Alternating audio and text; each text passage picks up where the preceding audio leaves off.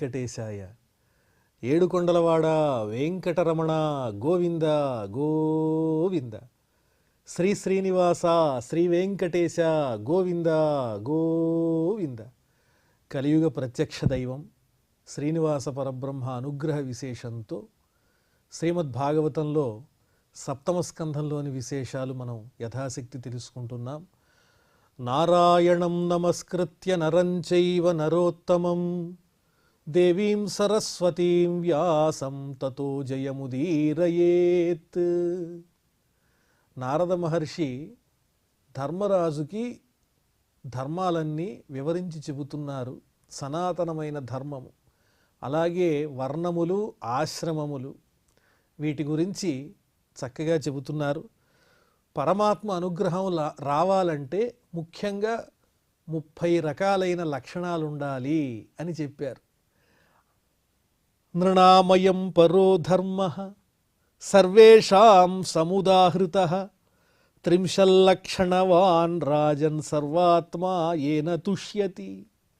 మానవులకు ఇదే నిజమైన ఉపాయకరమైన ధర్మము. పరమాత్మను పొందాలనంటే, అయ్యా నేను పూజలు చేయలేకపోయాను, పెద్ద పెద్ద వ్రతాలేమీ ఆచరించలేకపోయాను, నేనంత గొప్పవాడిని కాదని బాధపడని అవసరం లేదు. భూతదయ కలిగి ఉండడం, ఓర్పు ఉండడం, సహనం, అలాగే ఇంద్రియ నిగ్రహం ఉండడం, మనస్సుని చాంచల్యం లేకుండా నిగ్రహించుకోవటం, ఇలా వర్ణింపబడినటువంటి చక్కని లక్షణాలను అలవాటు చేసుకుంటే పరమాత్మ సంతుష్టుడవుతాడు. అందులో సందేహమే లేదు. సంస్కార యదవచ్ఛిన్నాః సద్విజోజో జగాదయం ఇద్యాధ్యయన దానాని విహితాని ద్విజన్మనాం.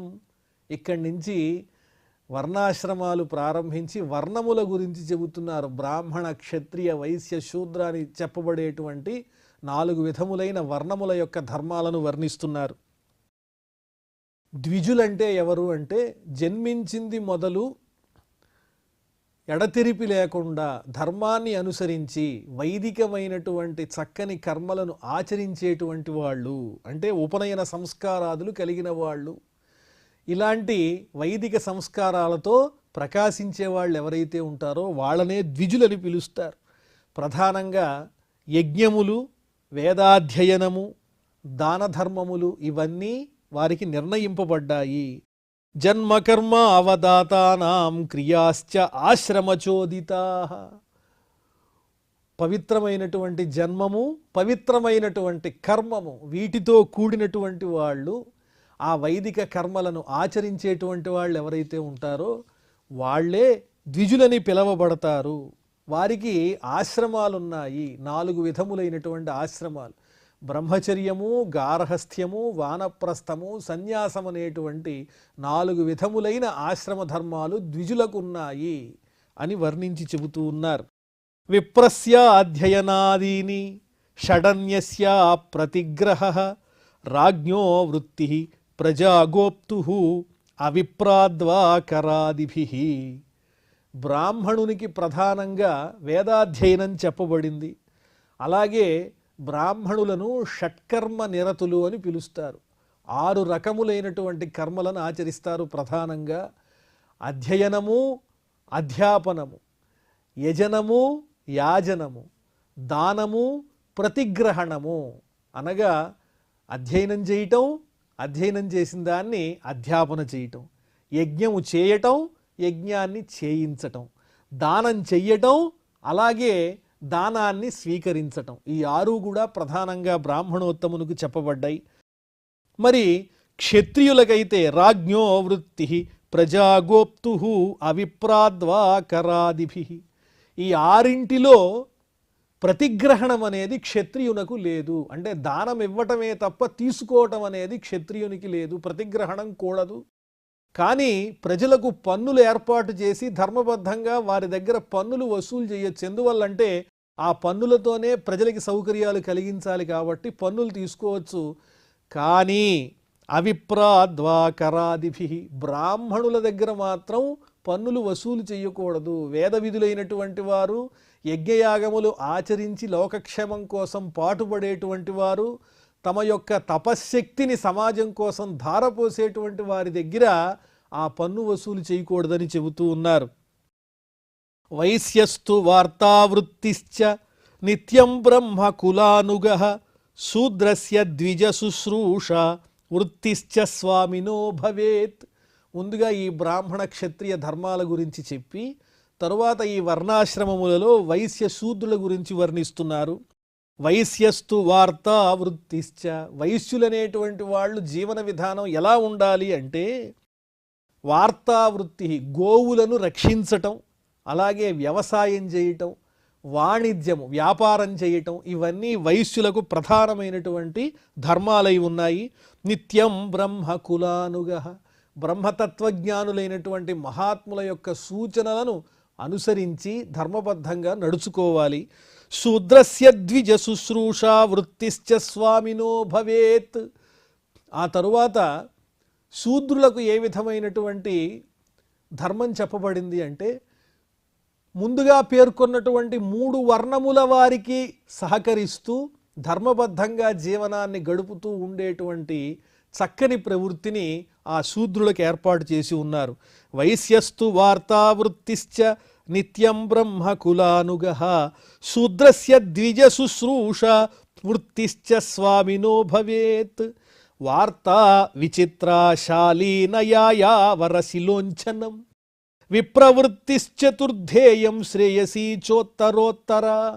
అలాగే బ్రాహ్మణోత్తములకు వేదాధ్యయనంతో పాటు వారికి ఇదివరకు చెప్పబడినటువంటి ధర్మాలతో పాటు మరికొన్ని కూడా వివరంగా చెబుతున్నారు.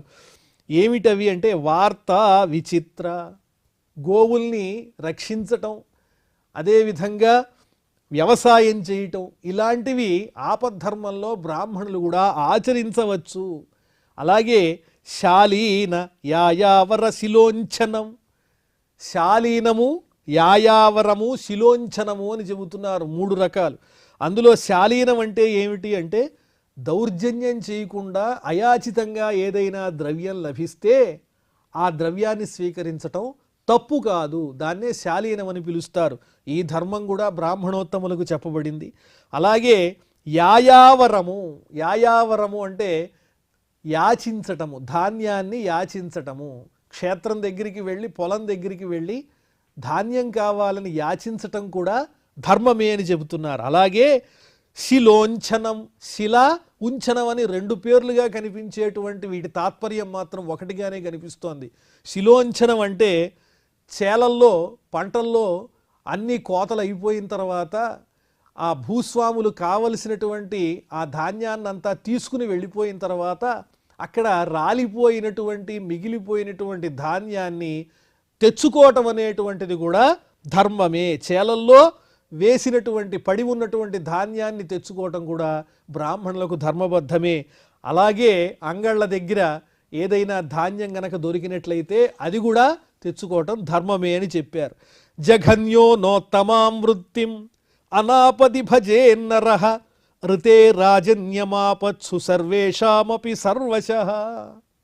ఇందులో ఒకరి వృత్తిని మరొకరు ఆశ్రయించటం, దీనికి వ్యతిరిక్తంగా అంటే పైనున్నటువంటి వర్ణాల యొక్క వృత్తిని తరువాత వాళ్ళు అనుసరించి వెళ్ళకూడదు.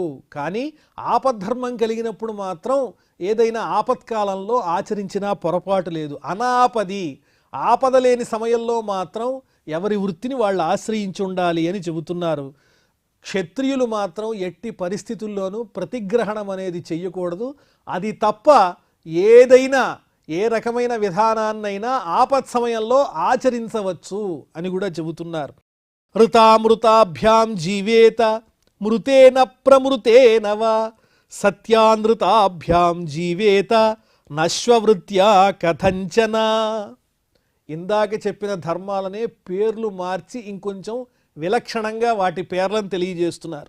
ఋతామృతాభ్యాం, ఋతామృతములు అనే వాటికి అర్థం ఏమిటి అంటే శిలోంఛము అయాచితము అనే పేర్లు చెబుతున్నారు. అంటే పొలంలో దొరికినటువంటి ఆహారాన్ని స్వీకరించటం, అలాగే ఎవరిని అడగకుండా అయాచితంగా లభించినటువంటి ద్రవ్యాన్ని పొందడం, ఇది ధర్మమే.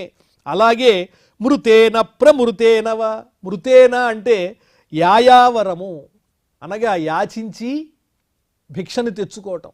అలాగే ప్రమృతేన, ప్రమృతం అంటే అర్థం ఏంటంటే వ్యవసాయం చేయటం, ఈ మార్గం ద్వారా కూడా జీవనాన్ని గడపవచ్చు. అలాగే సత్యానృతాభ్యాం జీవేత, అవసరమైతే తప్పనిసరి పరిస్థితుల్లో ఆపద కలిగినప్పుడు వాణిజ్యాన్ని ఆశ్రయించి కూడా జీవనోపాధిని పొందవచ్చు. కానీ ఎప్పుడూ చేయకూడని పని మాత్రం ఒకటి ఉన్నది. అది ఏమిటి అంటే నశ్వవృత్యా కథంచన, నీచులైన వాళ్ళని ఆశ్రయించి వాళ్ళ దగ్గర ఏదైనా లబ్ధిని పొందడం. కాళిదాసు చెబుతాడు మేఘ సందేశంలో, యాచనామోఘ వరమధి గుణే నాథమే లబ్ధకామ. శ్రేష్ఠులైన వాళ్ళు, గుణవంతులైన వాళ్ళని అడిగి ఏదైనా ద్రవ్యాన్ని పొందినా కూడా, పొందకపోయినా పొందినా తప్పులేదు. కానీ గుణహీనుడి దగ్గరికి వెళ్ళి మనకు కావలసింది యాచించి పొందినట్లయితే అది అధమమే అవుతుంది.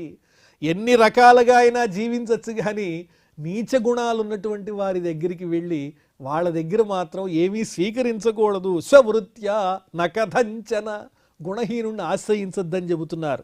ఋతం ఉంచ శిలం ప్రోక్తం అమృతం యదయాచితం మృతంతు నిత్యయాచినా స్యాత్ ప్రమృతం కర్షణం స్మృతం. ఇప్పుడు చెప్పినవన్నీ వరుసగా మళ్ళీ శ్లోకంలో వర్ణించి చెబుతూ ఉన్నారు. కాబట్టి శిలోంఛము, అలాగే యాచన, వ్యవసాయము, ఇలా ఎన్నో రకాలైన మార్గాలు ఉన్నాయి. వీటిల్లో వేటినైనా ఆశ్రయించి జీవనోపాధిని కలిగించుకోవచ్చు. ఆపద్ధర్మంలో ఏ రకమైన విధానాన్నైనా అవలంబించి కుటుంబ పోషణ చేసుకోవచ్చు.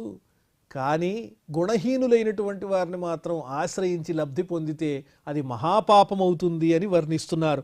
సత్యానృతంచ వాణిజ్యం స్వవృత్తిర్నీచ సేవనం వర్జయేత్తాం సదా విప్రహ రాజన్యశ్చ జుగుప్సితాం.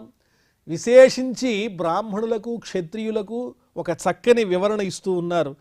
వ్యాపారం చేయటం కానీ, అలాగే నీచులను సేవించటం కానీ, వ్యాపారం ఎప్పుడైనా చేయొచ్చేమో కానీ నీచుల్ని సేవించటం మాత్రం ఎట్టి పరిస్థితుల్లోనూ ఈ బ్రాహ్మణ క్షత్రియులు చెయ్యకూడదు.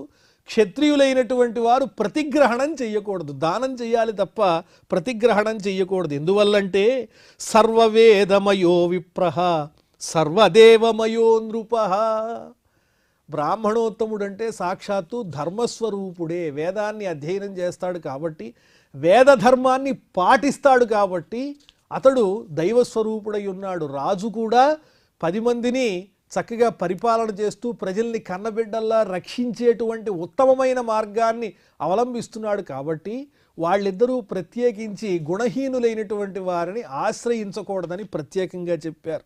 వీటితో పాటుగా శమో దమో తపశౌచం సంతోష క్షాంతిరార్జవం జ్ఞానం దయా అచ్యుతాత్మత్వం సత్యంచ బ్రహ్మలక్షణం.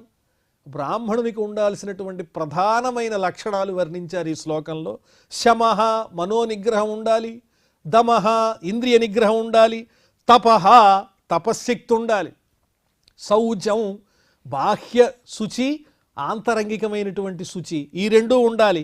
సంతోష దొరికిన దాంతో తృప్తిపడేటువంటి లక్షణం కూడా ఉండాలి, అమితంగా కావాలనే కోరిక ఉండకూడదు.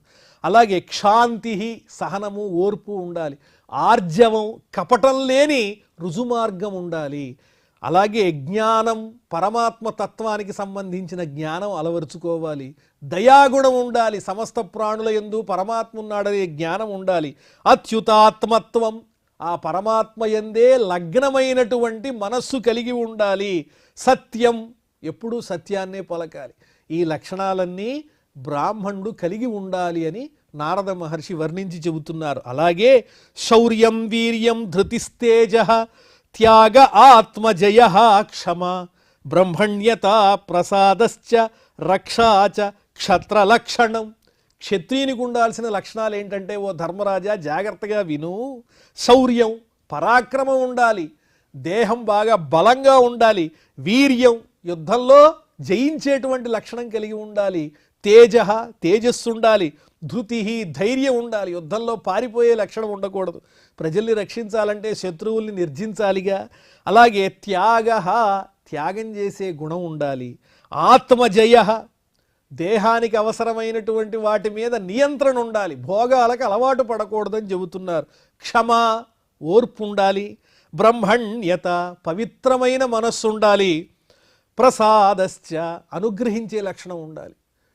ఎవరైనా తప్పు చేశారని తెలిస్తే వారు చేశారా లేదా అని ఒక ప్రసన్నమైన దృష్టితో ఆలోచన చేసి దండన తప్పు చేసిన వాళ్ళకి మాత్రమే అమలయ్యేటట్టుగా చూడాలి. కంగారుగా ఆగ్రహంతో నిర్ణయం తీసుకుంటే అది అపకారమే అవుతుంది. కాబట్టి ముఖ్యంగా ప్రసాద స్థిమితంగా ఆలోచించేటువంటి లక్షణం ఉండాలి. రక్ష ప్రజల్ని రక్షించే లక్షణం ఉండాలి. ఇవన్నీ కూడా క్షత్ర లక్షణం, క్షత్రియుని యొక్క లక్షణాలని వర్ణింపబడుతున్నాయి. దేవగుర్వచ్యుతే భక్తి త్రివర్గ పరిపోషణం ఆస్తిక్యముద్యమో నిత్యం నైపుణ్యం వైశ్య లక్షణం. ఇంకా వైశ్యుల గురించి చెబుతూ దేవగుర్వచ్యుతే భక్తి, దేవతల యందు అలాగే గురువుల యందు గౌరవింపదగినటువంటి వారి యందు పరమాత్మ యందు అచంచలమైనటువంటి భక్తి ఉండాలి. ధర్మార్థ కామములనే త్రివర్గములను చక్కగా పరిపాలిస్తూ ఉండాలి. ఆస్తిక్య బుద్ధి ఉండాలి, భగవంతుడున్నాడనేటువంటి నమ్మకం ఉండాలి. ఉద్యమ చురుగ్గా ఉండాలి. అదేవిధంగా నైపుణ్యం, చక్కగా ఆలోచించి నిపుణతతో కుశలతతో పని సాధించుకునేటువంటి శక్తి ఉండాలి. ఇవన్నీ కూడా వైశ్య లక్షణం, వైశ్యులకు ఉండాల్సినటువంటి లక్షణాలని చెప్తున్నారు. శూద్రస్య సన్నతి శౌచం సేవాస్వామిన్యమాయయ అమంత్రయజ్ఞో హ్యస్తేయం సత్యం గో విప్రరక్షణం. ఇక నాలుగో వర్ణమైనటువంటి శూద్రులకి ఏం చెప్తున్నారంటే విధేయతగా ఉండటం పరమాత్మ పట్ల, అలాగే శుచి, బాహ్య శుచి ఆంతరంగికమైనటువంటి శుచి ఉండడం, సేవ చేయటం, ఎవరినైతే ఆశ్రయించి ఉన్నారో వాళ్ళ మేలు కోరుకోవటం, అలాగే కపటం లేకపోవటం, దొంగతనం చెయ్యకపోవటం, సత్యాన్ని పలకటం, గోవుల పట్ల విప్రుల పట్ల రక్షించేటువంటి బుద్ధి ఉండడం, గోబ్రాహ్మణుల్ని రక్షించటం, ఇలాంటివన్నీ కూడా వారికి చెప్పబడ్డాయి. స్త్రీణాంచ పతిదేవానాం తచ్చుశ్రూషానుకూలత తద్బంధుష్వనువృత్తిశ్చ నిత్యం తద్వ్రతధారణం. ఇలా వర్ణముల గురించి వర్ణించి చెప్పారు. ఈ వర్ణములనేవి స్వభావాన్ని బట్టి చెబుతూ ఉన్నారు. ఎవరు ఏ స్వభావంతో ఉంటారో వారు ఆ వర్ణానికి చెందిన వారు అవుతారు అని సారాంశము. కాబట్టి ఆయా వర్ణాల వారు తమకు ఎన్ని లక్షణాలు ఉన్నా కూడా అందరూ చిట్ట చివరికి ఆరాధన చేయవలసింది ఆ పరమాత్ముణ్ణే. వారి వారి ధర్మములను కపటం లేకుండా ఎవరైతే చేస్తారో వాళ్ళంతా పరమాత్మ అనుగ్రహానికి పాత్రులవుతారనడంలో ఏ విధమైనటువంటి సందేహం లేదు. తన ధర్మాన్ని విడిచిపెట్టి భయాన్ని కలిగించే ఇతరుల ధర్మాన్ని ఆశ్రయించేటువంటి వాళ్లే పాడైపోతూ ఉంటారు. స్త్రీణాం, ఇక స్త్రీల యొక్క ధర్మాల గురించి వర్ణించి చెబుతున్నారు. పతిదేవానాం తచ్చుశ్రూషానుకూలత, భర్తను ప్రత్యక్ష దైవంగా భావించి సేవ చేస్తూ అనుకూలంగా ఉండడం అనేది భార్య చేయదగినటువంటి పని. అంటే పత్ని మాత్రమే అలా ఉండాలా అంటే భర్త కూడా తనకు అనుకూలవతి అయినటువంటి భార్య యందు శ్రద్ధ కలిగి ఆమెను రక్షించేటువంటి గుణం కలిగి ఉండాలి. ఇందులో సందేహం లేదు. తద్బంధుష్వనువృత్తిశ్చ, అత్తమామలను చక్కగా చూసుకోవటం, భర్తకు సంబంధించిన బంధువులందరినీ కూడా జాగ్రత్తగా చూడడం, ఇవన్నీ భర్తలకు కూడా చెప్పబడ్డాయి. నిత్యం తద్వ్రతధారణం, భర్తే నాకు దైవము అనేటువంటి భావనతో పరమాత్మ సమంగా భర్తను సేవించటం. సంవార్జనోపలేపాభ్యాం గృహమండన వర్తనై స్వయంచ మండితా నిత్యం పరిమృష్ట పరిచ్ఛదా. చక్కగా ఇంటిని శుభ్రంగా ఉంచుకోవటం, ఇంటిని చక్కగా కడగటం, అలంకరించటం, స్వయంగా తాను అలంకరించుకుని ఎప్పుడూ లక్ష్మీ స్వరూపంతో శుభప్రదమైనటువంటి చక్కని రూపంతో కనిపించాలి. అలాగే పరిశుభ్రమైన వస్త్రాలను ధరించాలి, చక్కని ఆభరణాలను అలంకరించుకోవాలి. కామైరుచ్చావచై సాధ్వి ప్రశ్రయేణ దమేన చ వాక్యై సత్వై ప్రియై ప్రేమ్ణ కాలే కాలే భజేత్పతిం. భర్త యొక్క మనస్సు ఎరిగి సేవ చెయ్యాలి. భర్త హృదయంలో ఉన్నటువంటి ఆలోచనకు అనుగుణంగా తన ఆలోచన నుండి మంత్రిలాగా చక్కని సలహాలు ఇవ్వాలి. అలాగే ఇంద్రియ నిగ్రహం ఉండాలి. చక్కని తీయనైన ప్రియమైనటువంటి మాటలతో భర్తకు ఆనందాన్ని కలిగించాలి. ఆయా సందర్భాల్లో పతిని సేవించాలి. సంతుష్ట అలోలుప దక్ష ధర్మజ్ఞ ప్రియ సత్యవాక్ అప్రమత్త శుచిస్నిగ్ధ పతింత్వ పతితం భజేత్. ఎప్పుడు సంతోషంగా ఉండాలి, ఆనందంగా ఉండాలి. అలాగే లోభత్వం ఉండకూడదు, పిసినారితనం ఉండకూడదని చెప్తున్నారు. సమర్థంగా ఇంటిని సర్దుకునేటువంటి తెలివితేటలు ఉండాలి, ధర్మ మార్గాన్ని అనుసరించాలి, ప్రియంగా మాట్లాడాలి, నిజం మాట్లాడాలి. అలాగే అప్రమత్త, ఎప్పుడు జాగ్రత్తగా ఉండాలి, కుటుంబ రక్షణ విషయంలో శుచిగా ఉండాలి, మనోహరంగా మాట్లాడాలి, భర్తను సేవించాలి. ఇన్ని లక్షణాలు ఉన్నట్లయితే ఏం జరుగుతుంది అంటే భర్త పాడైపోకుండా రక్షింపబడతాడు. ఎప్పుడైతే శ్రద్ధగా భార్య భర్తను సేవిస్తుందో భర్త కూడా అప్రమత్తుడై జాగ్రత్తగా ఉంటాడని చెబుతున్నారు. యాపతిం హరిభావేన భజేత్ శ్రీరివ తత్పర హర్యాత్మన హరేర్లోకే పత్యా శ్రీరివ మోదతే. పతి అంటే సాక్షాత్తు శ్రీ మహావిష్ణువే, మరి పత్ని అంటే ఎవరంటే లక్ష్మీ స్వరూపమే. కాబట్టి భర్తను హరిగా భావించి ఏ భార్య అయితే సేవిస్తుందో లక్ష్మీదేవి శ్రీ మహావిష్ణువుని సేవించినట్లుగా భర్తను తన హృదయంలో నిలుపుకుంటుందో అటువంటి స్త్రీ తప్పకుండా భర్తతో పాటు ఈ జీవితాన్ని అనుభవించిన తరువాత శ్రీ మహావిష్ణువు యొక్క సన్నిధిని చేరుకుంటుంది, అందులో సందేహం లేదు. పత్యా శ్రీరివ మోదతే హరేర్లోకే, హరిలోకంలో అంటే వైకుంఠంలో భర్తతో పాటు ఆనందంగా పరమాత్మను సేవించుకునేటువంటి భాగ్యాన్ని పొందుతుంది. భర్తకు ఎన్ని ధర్మాలు ఉన్నాయో భార్యకు అన్ని ఉన్నాయి, భార్యకున్నవి భర్తకి ఉన్నాయి. ఇందులో ఎవరిది ఎక్కువ తక్కువలు అనేటువంటివి లేవు. ఎవరి ధర్మాన్ని వారు పరమధర్మంగా ఆచరించాలని మాత్రమే చెబుతున్నారు. అలాగే ఈ వర్ణాశ్రమాలు, వర్ణాల్లో కాకుండా తదితరులైనటువంటి వారికి కూడా ప్రత్యేకంగా ఎవరికి వారికి అనేక రకాలైన ధర్మాలు చెప్పబడ్డాయి. ఓ ధర్మరాజా, ప్రాయస్వభావ విహితో నృణాం ధర్మో యుగే యుగే వేదదృగ్భిః స్మృతో రాజన్ ప్రేత్యచేహచ శర్మకృత్. ఓ ధర్మరాజా, ప్రతి యుగంలోనూ వారి వారి స్వభావాల్ని అనుసరించి మహర్షుల చేత మానవాళి కోసం ప్రత్యేకమైనటువంటి ధర్మాలు నిర్ణయింపబడ్డాయి. ఈ ధర్మాచరణంలో ఉన్నటువంటి మర్మం ఏంటంటే భగవద్ అనుగ్రహాన్ని సముపార్జించడమే తప్ప ఈ వర్ణములలో ఎక్కువ తక్కువలనేవి లేవు. ఎవరు ఏ ధర్మాన్ని ఆచరించినా అవన్నీ భగవత్ ప్రీతిపాత్రములే. ఒకళ్ళు తక్కువ ఒకళ్ళు ఎక్కువ అనేటువంటి ఆలోచన పరమాత్మకు ఉండదు. ఆ విధంగా స్వభావానుగుణంగా చేసేటువంటి కర్మను అనుసరించి వారికి ధర్మాలనేవి మహర్షుల చేత ఆయా యుగాల్లో ఏర్పాటు చేయబడ్డాయి. అవి తప్పక ఆచరించినట్లయితే దానివల్ల మనశ్శాంతి దక్కుతుంది.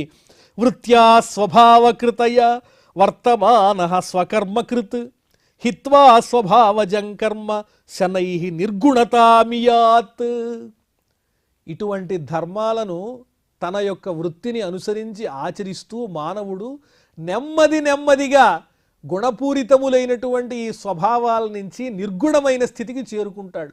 ఒకేసారి 20 మెట్లు ఒక్క అంగలో ఎక్కి ఆ పక్కకి వెళ్ళిపోవాలంటే ఎలా కుదురుతుంది? పరమాత్మ తత్వాన్ని అర్థం చేసుకోవాలంటే జ్ఞానం కావాలి. అందరూ ప్రహ్లాదుల్లాగా అవగాహన చేసుకోలేరు. కాబట్టి ఐహికమైన విషయాల నుంచి తప్పించుకోవటం అనేది ఎవరి వల్ల కాదు. కాబట్టి నెమ్మదిగా ఒక్కొక్క మెట్టు అధిరోహించినట్లుగా ఈ లోకంలో మానవ రూపాన్ని మనం ధరించినందుకు గాను, ఈ దేహం వచ్చినందుకు గాను ఆయా కర్మలను మన యొక్క స్వభావాన్ని అనుసరించి జాగ్రత్తగా పరమాత్మ కైంకర్యపరంగా ఆచరిస్తూ ఒక్కొక్క మెట్టు అధిరోహిస్తూ చిట్ట చివరికి ఈ కర్మల కన్నా అతీతమైన నిర్గుణమైనటువంటి స్థితిని పొందుతారు. ఏదైనా కొంత అనుభవించిన తర్వాతనే జ్ఞానం అనేది పరిపక్వత చెందుతుంది. కానీ ఒకేసారి ఆ పరమాత్మతత్వం అర్థం చేసుకోవటం అందరి వల్ల కాదు. ఎక్కడైనా మహాత్ములు మహానుభావులు ఒక క్షణంలోనే అర్థం చేసుకుని కర్మల నుంచి నివృత్తిని పొంది పరమాత్మ ఆనందానుభూతిలో నిమగ్నమయ్యేవాళ్ళు కూడా ఉండొచ్చు. కానీ చాలా తక్కువ మంది. సామాన్యులైతే ఒక్కొక్క మెట్టు అధిరోహించవలసిందే. ఉప్యమానం ముహు క్షేత్రం స్వయం నిర్వీర్యతామియాత్ నకల్పతే పునఃసూత్యై ఉక్తం బీజంచ నశ్యతి. ఒక పంట ఉంది, ఆ పంటలో పొలంలో మనం విత్తనాన్ని నాటుతాం. ఎప్పుడెప్పుడు నాటాలి అంటే దానికి ఒక కాలపరిమితి ఉంటుంది. ఇన్ని మాసాలకు ఒకసారి విత్తనాలు నాటితే పంట చక్కగా వస్తుంది అని. అలా కాకుండా ఎప్పుడు పడితే అప్పుడు ఎన్నిసార్లు పడితే అన్నిసార్లు విత్తనాలు గనక అందులో క్షేత్రంలో వేసినట్లయితే ఆ భూమి అనేది నిస్సారమైపోతుంది, దాని నుంచి ఇంకా పంటే రాదు. అలాగే మానవుడు కూడా ఏం చెయ్యాలి అంటే కొంతవరకు కొన్ని సుఖములను ధర్మబద్ధంగా అనుభవించగా అప్పుడు వాటి మీద విరక్తి రావటం ప్రారంభమవుతుంది తప్ప అనుభవమే లేకుండా సాక్షాత్తు వైరాగ్యంలోకి వెళ్ళడం అనేది ఎవరికో తప్ప సాధ్యం కాదు. బాగా ఎక్కువసార్లు నాటినటువంటి విత్తనాల వల్ల ఏ విధంగానైతే భూమి సారవంతం కానిదవుతోందో అదేవిధంగా అనేక రకాలైన భోగములను మాటిమాటికి అనుభవించి తర్వాతనే మానవుడు జ్ఞానాన్ని సముపార్జించి జ్ఞాని అవుతున్నాడు అని వర్ణిస్తున్నారు. ఏవం కామాశయం చిత్తం కామానామతిసేవయ విరజ్యేత యథా రాజన్నాగ్నివత్ కామబిందుభి. అగ్నిలో నేతిని కొంచెం కొంచెంగా వేసామనుకోండి, ప్రజ్వలిల్లుతుంది.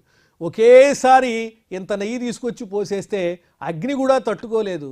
ఆ విధంగా కోర్కెలన్నింటినీ అమితంగా ఎవరైతే అనుభవిస్తారో ఆ అనుభవించినటువంటి వాళ్ళు విరక్తి చెంది ఆ విరక్తి చేత జ్ఞాన మార్గం పట్ల ఆకర్షితులై ఇందులో ఏమీ లేదు, ఇది నిస్సారము, ఇక చాలు అనేటువంటి స్థితికి వస్తారని చెబుతున్నారు. ఇదొక విలక్షణమైనటువంటి విషయం. జ్ఞానం అనేది పరిపూర్ణంగా లేకుండా నేను వైరాగ్యాన్ని పొందాను అని చెప్పి సుఖభోగాలనేవి మనస్సులో ఉంటాయి, అవి కనిపించనీయకుండా వైరాగ్యాన్ని నటిస్తే దానివల్ల అధఃపాతాళానికే పోతారు. కాబట్టి ఆ సుఖములను యథోచితంగా అనుభవిస్తూ ఇది నిజం కాదు, ఇది నిజం కాదు, ఇది నిజం కాదని అనుభవపూర్వకంగా తెలుసుకున్న తరువాత కలిగేటువంటి వైరాగ్యం సత్యమై నిత్యమై నిలుస్తుంది తప్ప ఆ జ్ఞానం కలగకుండా తీసుకునేటువంటి ఈ వైరాగ్య నిర్ణయం అనేది పతనానికి హేతు అవుతుంది. కాబట్టి ఓ ధర్మరాజా, జ్ఞాన పరిపక్వత లేనటువంటి సామాన్యులందరూ నెమ్మదిగా ఇంద్రియ భోగాలను అనుభవించి ధర్మ మార్గాన్ని తెలుసుకుని తద్వారా పరమాత్మను చేరుకుంటారు అని దివ్యమైనటువంటి వర్ణాశ్రమ ధర్మాల గురించి వర్ణించి చెబుతూ ఉన్నారు. ఇంకా కొన్ని విషయాలు మళ్ళీ మనం తెలుసుకుందాం. ప్రస్తుతం క్షమా ప్రార్థనాదులు పలుకుదాం. అథ క్షమా ప్రార్థన యదక్షర పదభ్రష్టం మాత్రాహీనంచ యద్భవేత్ తత్సర్వం క్షమ్యతాం దేవ నారాయణ నమోస్తుతే. శ్రియఃకాంతాయ కళ్యాణ నిధయేర్థినాం శ్రీవేంకట నివాసాయ శ్రీనివాసాయ మంగళం.